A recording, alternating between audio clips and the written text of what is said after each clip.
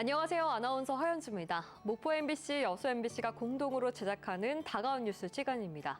이번 주에는 가을 거지가 한창인 가운데 추석을 앞두고 쌀값이 강세를 보이고 있다는 소식과 함께 100년 역사를 가진 목포 극장이 복합 문화 공간으로 새롭게 문을 열었다는 소식 등을 준비했습니다. 함께 보시죠.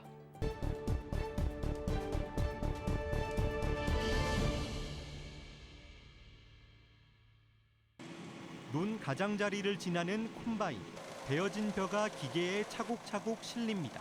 순천 들녘에서는 막바지 조생종 벼 수확이 한창입니다.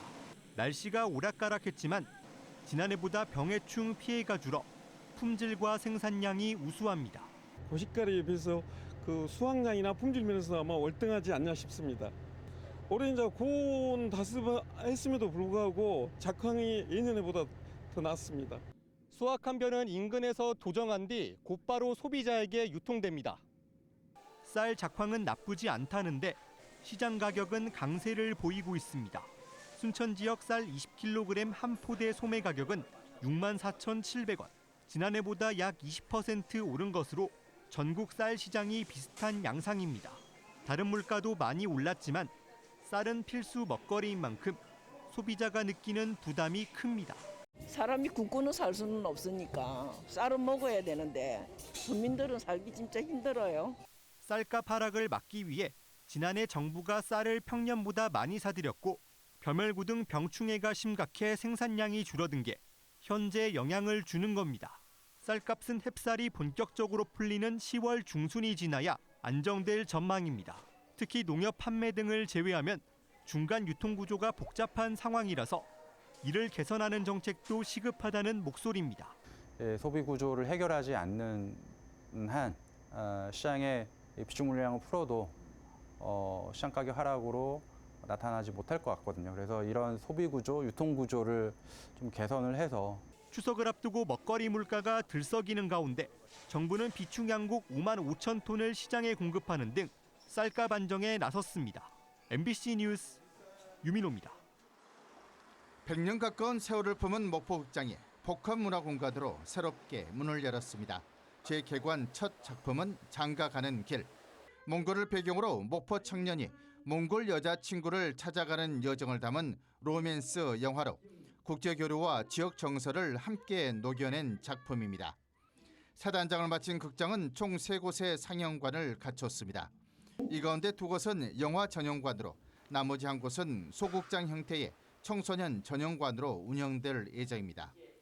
또한 2층에는 청소년들이 시나리오를 작성하고 영화 편집을 직접 체험할 수 있는 교육장이 마련됐습니다. 1층은 어르신들을 위한 추억의 공간이자 시민 누구나 이용할 수 있는 열린 공연장으로 꾸며졌습니다. 극장이 일단은 영화관으로서 기능을 할 거고요. 두 번째는 영화를 만드는 제작 과정을 시나리오 단계, 프로듀싱 단계, 그다음에 제작, 배급 단계까지 학생들하고 공유하고 함께 만들어보는 공간으로 만들려고 합니다. 1926년 문을 연 목포극장은 전남 최초의 근대식 극장으로 광주극장과 함께 호남 문화의 중심지 역할을 했습니다. 1961년에는 고 김대중 전 대통령이 첫 정치 유세를 펼친 역사적인 무대이기도 합니다. 목포극장은 일제강점기부터 민주화에 이르기까지 지역 근현대사의 중요한 현장이었습니다. 이번 재개관을 통해서 과거의 역사적 의미는 계승하면서 미래를 여는 문화 플랫폼으로서 새롭게 거듭날 거라고 생각됩니다. 100년 역사의 목포극장이 새로운 100년을 여는 문화도시 목포의 상징으로 다시 태어나고 있습니다. MBC 뉴스 문현철입니다. 목포시 의료원 응급실입니다. 10개 병상 중 2개의 병상이 커튼으로 구분돼 있고 벽에는 24시간 경찰관 상주라 안내판이 내걸렸습니다. 주치자 응급 환자를 구분해 치료할 수 있는 주치자 응급의료센터가 마련된 겁니다. 간호사를 비롯하여 의사분도 이제 주치자를 대할 때 어떤 불가항력적인 상황에 대해서 안정감을 가질 수가 있고 또 환자분들도 경찰관들이 계심으로 인해서 더 안정적으로 진료를 경찰의 주치자 관련 신고가 접수되면 소방에 공동대응 요청을 하고 119 대원이 환자 상태를 확인한 뒤 치료나 보호가 필요할 경우 이 센터로 이송하게 됩니다. 경찰은 주치자가 오면 병상 바로 옆 대기 공간에서 치료가 끝날 때까지 주치자와 의료진을 보호하는 업무를 맡습니다. 평소에는 의료원 주차장 부지 한편에 마련된 사무실에서 민원인 상담이나 순찰 등 근무를 하다가 응급실에 주치자가 왔다는 연락이 오면 출동해 비상상황 발생 시 대처하는 역할입니다. 시간마다 순찰을 하고 있고 또한 사무실에 대기했을 때는 비상벨을 통해서 저희가 즉각적으로 응급실로 이동을 하게 되고요. 최근 3년 동안 목포의 주치자 관련 신고 건수는 1,300여 건으로 하루 평균 9.4건. 전남 전체에서 여수에 이어 두 번째로 많지만 주치자 응급의료센터는 순천 한 곳뿐이었습니다. 그동안 서남권 파출소와 경찰서에서는 주치자 보호 업무 부담이 컸던 상황. 이번 센터 개소로 경찰관들은 수사와 순찰 등 본연의 업무에 집중할 수 있게 됐습니다. 지구대나 파출소에서 주치자를 보호하게 되면 여러 가지 건강상 문제가 있는 경우 그런 확인이 어렵고 그리고 난동이나 자해 같은 이런 일들이 발생했을 때 응급처치가 지연된다는 점이 있습니다. 전남도가 4천만 원의 예산을 투입해 서부권에서는 처음으로 문을 연 주치자 응급의료센터. 주치자는 물론 의료진과 일반 환자, 경찰 모두에게 안전과 효율을 높이는 공간으로 기대를 모으고 있습니다. MBC 뉴스 김규희입니다.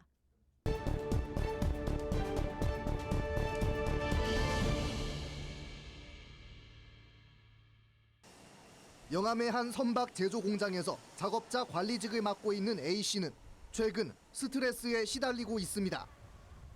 일부 동료들의 작업 거부와 사고 목격, 충격 등으로 발생하는 업무 공백에 관리자로서 중압감을 느끼는 겁니다. 산재 사고를 당해가지고 또 복직해가지고 일하던 사람도 있고 또 갑자기 일을 잘하던 사람이 돌변해가지고 굉장히 회사에 부정적으로 일하고 오히려 제가 회사를 그만둬야 되나 어쩌야 되나. 이 같은 업무 스트레스는 곧 직업적 트라우마로 이어집니다. 두통과 식은땀 등 신체적 증상부터 우울과 주의력 저하, 과잉 경계 등 심리, 인지적 문제까지 발생합니다. 최근 3년 동안 전국에서 직업적 트라우마로 진행된 상담 건수는 56% 이상 증가했습니다. 유형별로는 산업재해가 가장 많았고 직장 내 괴롭힘 등이 뒤를 이었습니다. 50인 이하 하청업체와 사고 위험이 높은 조선 작업이 주를 이루는 대불산단에서도 직업적 트라우마에 대한 상담 요구가 높아진 상황. 이를 위해 전남 서부 직업 트라우마 센터가 대불산단에서 문을 열었습니다. 중대재해사고 발생 사업장을 대상으로 심리적 안정화 교육을 실시하고 직업적 트라우마 파악을 위한 심리 검사를 지원하게 됩니다. 전문의와 임상심리사 등 인력을 통한 맞춤형 개인 트라우마 상담과 함께 필요시 전문 치료기관의 연계도 가능합니다. 이 같은 심리 지원은 전액 무료로 대상자의 비밀 보장이 원칙입니다. 근로자 여러분들 너무 힘들어 하시지 마시고 혼자 저희 전남 서부 직업 트라우마 센터를 편안하게 방문해 주시고 저희 또 응원해 주시고 항상 지켜봐 주면서 저희와 함께 동행하시기를 부탁드립니다. 전남 지역 내 직업 트라우마 전문기관의 구심체 역할로서 산업재해 예방과 정신건강 수준 제고에 도움이 될 전망입니다. 산업 현장 속 상처들을 보듬는 치유의 공간이 새롭게 문을 열었습니다. MBC 뉴스 안준호입니다. 탁 트인 해변이 끝없이 펼쳐집니다. 일몰 무렵 붉게 물든 하늘과 푸른 바다가 어우러져 환상적인 장면을 연출합니다. 친한 비금도의 명사심리 해수욕장입니다. 4km가 넘는 모래사장을 차를 타고 달릴 수 있고 한적한 해변을 천천히 거닐며 산책하기도 좋은 곳입니다. 굉장히 그 바다를 거닐 수 있는 공간이 넓어서 참 좋아요. 산책하기도 좋고 조용하고 파도 소리 많이 들리고 그래서 저녁마다 이렇게 또 나와서 산책하고 있습니다. 비금도는 1996년 연도교 개통 이후 이웃섬인 도초도와 하나의 생활권을 이루고 있습니다. 도초도는 다도해 해상국립공원에 속한 섬입니다. 도초도의 랜드마크는 팽나무 십리길입니다. 아름드리 팽나무 700여 그루가 늘어선 숲길은 전국 각지에서 팽나무들을 한 그루씩 모아 조성됐습니다. 팽나무길을 걷다 보면 수국정원이 나오고 세계적인 설치 미술작가 올라퍼 엘리아슨의 작품도 만날 수 있습니다. 자연과 예술이 어우러진 두 섬은 머지않아 자동차로 오갈 수 있을 것으로 보입니다. 추포도와 비금도 간 연도교 건설 사업이 추진 중으로 관광객 증가에도 기대가 모아집니다. 한노남 해수욕장 거기도 있고요. 또 여기 넘어가면 척구지 해수욕장이라고 거기도 이렇게 생겨가지고 예쁘거든요. 1,004개의 섬 가운데 비금도와 도초도가 천혜의 자연경관과 스토리를 엮어 신안 섬 관광의 중심지로 자리매김하고 있습니다. MBC 뉴스 김담희입니다. 지난 1994년 개교한 황양보건대학교입니다. 이 대학은 설립자의 비리로 대학이 10여 년 넘게 파행 운영되고 있습니다. 지금은 11개 학과의 학생 수 120여 명에 그치고 있습니다. 특히 최근에는 2026 장학금 지원 제한대학에 지정되면서 내년 신입생 유치에까지 비상이 걸렸습니다. 벼랑 끝 위기 상황에서 대학 측은 대학 정상화를 위해 지난 3월 공모를 통해 재정 기여자를 지정했고 지난 7월 교육부의 재정 기여자 승인 신청까지 모두 마쳤습니다. 하지만 이후 교육부의 승인 절차는 속도를 내지 못하고 있습니다.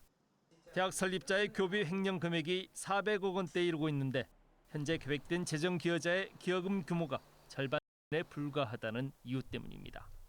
대학은 교육부 측에 대학 설립자에 대한 부당 이득금 반환 소송 승소 판결 등 그동안 노력들이 간과되고 있다고 주장합니다. 그러면서 그동안 지역사회가 대학 정상화를 위해 이룬 성과들을 더욱 면밀히 살펴줄 것을 촉구하고 있습니다. 판결문들을 다 살펴보면 설립자가 이 학교에 400억 원을 횡령해갔지만 100억 원 이상을 다시 학교로 넣었다라는 그 판결문 내용이 있습니다. 이 판결이 확정이 됐는데 불구하고 교육부에서는 그 판결문에 대한 내용을 이제 인용을 안 하고 있는 거죠. 광양시 의회도 최근 성명을 통해 교육부의 적극적인 승인 절차의 이행을 촉구했습니다. 광양보건대에 조속한 정상화만이 지역 소멸을 막고 전남권 의대 설립에 따른 상승 효과도 기대할 수 있다는 겁니다. 보건의료 이 인프라 구축에 있어서 크게 도움이 될 것으로 보고 서로 연계성이 좋다고 봅니다. 그래서 꼭 우리 보건대학교가 정상화되기를 희망합니다. 광양 지역 유일의 고등교육기관이면서 소중한 교육자산인 광양보건대. 대학 청산이라는 벼랑 끝 위기 상황 속에서 어렵게 찾은 정상화 방안이 실질적인 성과로 연결해낼 수 있을지 지역사회 이목이 집중되고 있습니다. MBC 뉴스 김주입니다.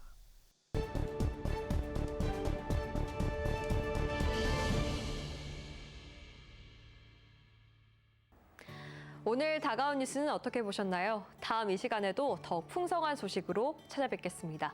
여러분의 많은 시청 바랍니다. 고맙습니다.